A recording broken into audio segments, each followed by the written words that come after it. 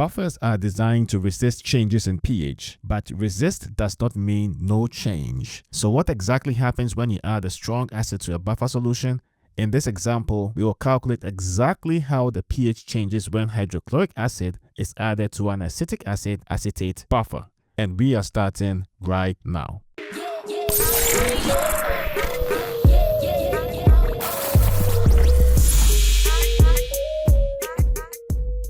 Hello, this is Dr. Danquah, and if this is your first time here and you like to learn pharmaceutical calculations, tips, tricks, and strategies, then start by subscribing and clicking the bell so you don't miss anything. So now the question says, what is the change in pH when 0.005 moles of hydrochloric acid is added to 0.1 liter of the buffer solution, that is 0.1 molar in acetic acid and 0.1 molar sodium acetate. And then it gives you the acid dissociation constant, which is Ka for the acetic acid, as 1.8 times 10 to the negative 8. So it's important to understand that when you do add a hydrochloric acid, it's going to affect the buffer system, and the whole job of the buffer is to resist that change. And what happens at the front end is your hydrochloric acid is going to react with the conjugate base, which is also the salt, and then it will chew it up and then spit out more of the acetic acid. All right, so what that looks like is we'll start off with first calculating the pH of the system when you don't have the hydrochloric acid in it. And because this is a weak acid system, the Henderson-Hasselbalch equation we'll use is pH equals pKa plus the log of the salt over the acid. Now, it's important to just remind us that these square parentheses is actually signifying concentration. So that's moles per liter. All right, so now we are not given the pKa, we have the Ka, so we need to find the pKa first. So pKa is the negative log of the Ka, and all of this is to the base 10. And so what that will mean is you have negative log of the 1.8 times 10 to the negative 5. And that would mean that your pKa is 4.74. Now, what will be the pH of the system then? So pH is going to be equal to the pKa, which is 4.74, plus the log of the concentration of the salt, which is 0.1 molar, divided by the concentration of the acid, which is 0.1 molar as well. So now what you have is log of 1 here, and log of 1 is essentially 0. So your pH is going to be equal to the pKa, and that will be 4.74. So that's the pH of the system before adding the hydrochloric acid. So now let's see what happens when you do add the acid. Now, because we are adding 0.005 moles of hydrochloric acid, we first need to know the moles of the salt and then the moles of the acid initially before adding the 0.005 moles of hydrochloric acid. Now, the way you find moles using concentration is your moles is going to be equal to your concentration times the volume of your buffer. And so we will find the moles of the acetic acid. So let's start off with the acetic acid. And that would imply that you're going to have the moles being equal to the concentration, which is 0.1. And molar is essentially moles per liter. And we multiply that by the volume, which is 0.1 liters. And you end up with 0.01 moles of acetic acid.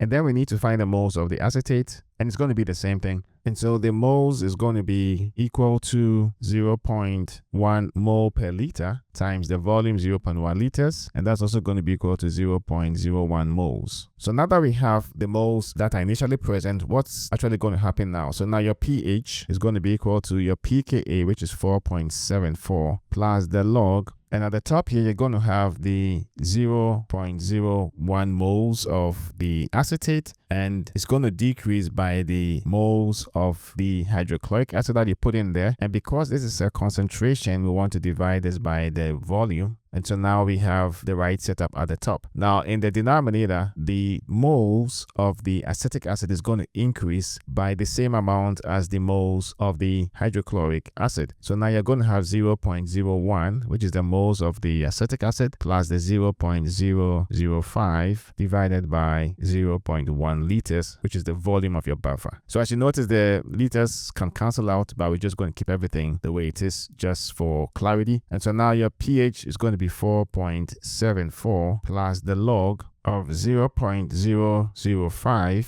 divided by 0.015, and that's going to be equal to 4.74 plus the log of 0.333, and you have 4.74 minus 0.48, and that's going to be equal to 4.26. And so now the change in pH is going to be equal to 4.74 minus the 4.26, and that's going to be equal to 0.48. And so just to give some real context here, you want to notice something important. We added a really strong acid, which is hydrochloric acid, and yet the pH only changed by about half of a pH unit. So that's really the power of buffers. And what happened was the conjugate base, which is the acetate, absorbed most of the added hydrogen ions that came from the hydrochloric acid and prevented the dramatic pH shift. So that's really important.